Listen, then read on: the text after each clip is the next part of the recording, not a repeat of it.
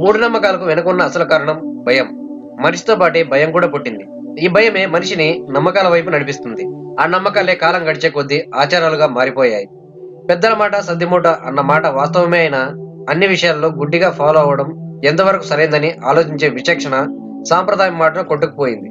ఏది కరెక్ట్ ఏది కాదు అని అర్థం చేసుకునేందుకు చదువు సందేహాలతో పని లేదు. విజ్ఞత ఉంటే చాలు.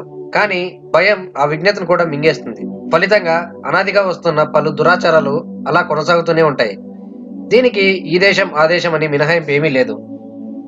సహజ సిద్ధంగా ప్రకృతి ధర్మం ప్రకారం మహిళల్లో వచ్చే ఋతుక్రమంపై ఉన్న అపోహలు అన్ని ఇన్ని కావు. ఒక్కో దేశంలో ఒక్కో మూఢనమ్మకం రాజ్యం వెళ్తోంది. విద్యావంతులు నిరక్షరాస్యులు అనే తేడా లేకుండా అంతా గుడ్డిగా రకరకాల మూఢనమ్మకాలను నమ్ముతున్నారు. ఆ మూఢ విశ్వాసాలు ఎంత గమ్మత్తుగా ఉన్నాయో ఈ వీడియోలో చూద్దాం. ముందుగా ఆఫ్ఘనిస్తాన్ లో అయితే ఋతుక్రమం సందర్భంగా యోని కడుక్కోవడం నిషిద్ధం. ఎందుకంటే అలా చేస్తే పిల్లలు పుట్టారని ఇంకా గుడ్డిగా నమ్ముతున్నారు.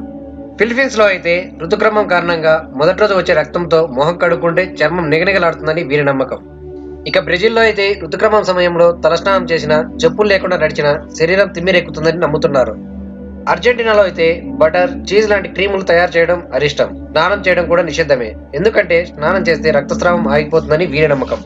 ఇటలీలో అయితే ఇంకా కొద్ది ఘోరం. ఇక్కడ ఋతుక్రమం సమయంలో మహిళలు మొక్కలను ముట్టుకోవడం నిషిద్ధం. చెరువులు, కాలువలు, స్విమ్మింగ్ పూల్స్ లోకి దిగడం నిషిద్ధం. బొలీవియాలో అయితే పసిపిల్లలను ఋతుక్రమం సమయంలో మహిళలు ఎత్తుకుంటే వారికి జబ్బు చేస్తుందని ఇంకా నమ్ముతున్నారు. శానిటరీ నాప్కిన్స్ లను కనీసం చెత్తబట్టలు కూడా వేయనీయరు. ఇక జపాన్ లో అయితే జపనీస్ సాంప్రదాయ వంటకం సుషిని మహిళలు ఋతుక్రమం సమయంలో వండటం నిషిద్ధం. అలా చేస్తే వంటకం రుచి మారుతుందని ఇంకా నమ్ముతున్నారు. ఇక ఇజ్రాయెల్ విషయానికి వస్తే వేడి నీళ్లతో స్నానం చేస్తే రక్తస్రావం ఇంకా పెరుగుతుందని నమ్ముతుంటారు.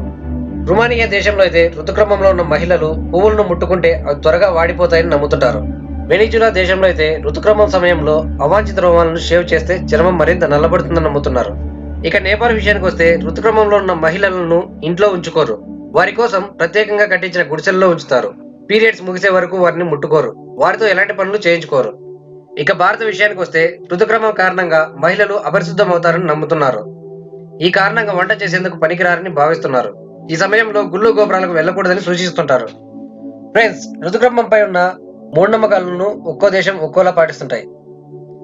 ఫ్రెండ్స్, ఇవి ఆయా దేశాల్లో ఋతుక్రమంపై ఉన్న మూఢనమ్మకాలు.